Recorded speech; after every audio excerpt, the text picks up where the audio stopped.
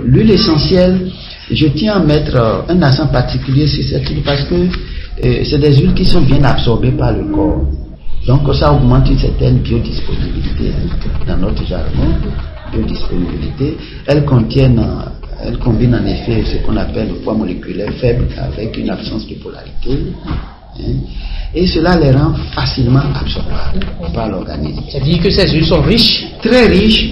C'est des huiles concentrées. D'ailleurs, j'en veux pour preuve son utilisation en termes de gouttes. Ah bon? C'est des gouttes qui sont dans des flacons, dans des gouttes que vous prélevez, 4 gouttes, 3 gouttes à chaque prise. Donc ce n'est pas à consommer en grande quantité. Et cela suffit, n'est-ce pas, même tout en les respirant. Ou en appliquant sur la peau, cela leur confère toujours une grande biodisponibilité. Une fois absorbées, une fois absorbées, ces huiles essentielles restent environ 3 à 4 jours dans l'organisme. Le temps, n'est-ce pas, d'agir. Est-ce que vous comprenez?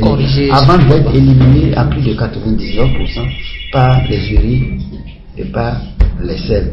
Et durant cette période de séjour dans l'organisme, eh bien, elles peuvent,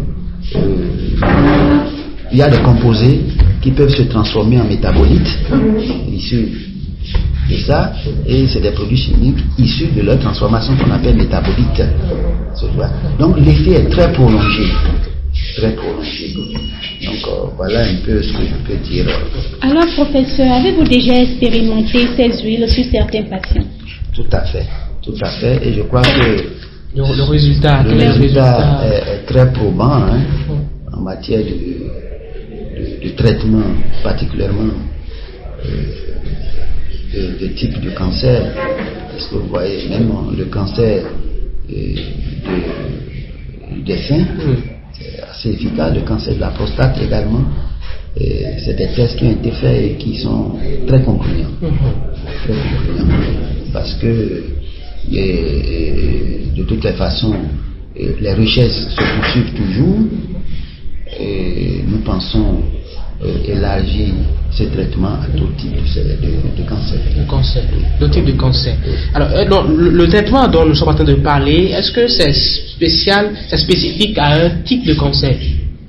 Bon, vous avez parlé tout à l'heure, vous avez dit que c'est au niveau de la cellule que vous travaillez quand même, vous travaillez sur le mécanisme d'apparition de ces maladies. Oui.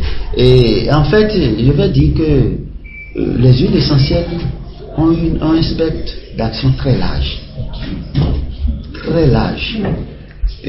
En matière d'effets de traitement, c'est des huiles essentielles qui ont un mécanisme d'action assez fourni.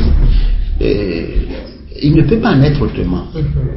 Vous savez, dans ces extraits, il peut y avoir 400-500 molécules présentes. Plusieurs molécules. Et vous comprenez que les molécules ensemble ont des effets de synergie. C'est comme certaines collaborations entre les molécules. Et dans la médecine classique, on a tendance à isoler un type de molécule pour une pathologie. Une molécule pour une pathologie. Mais il peut arriver vite fait que cette molécule ne soit pas adaptée pour une pathologie donnée.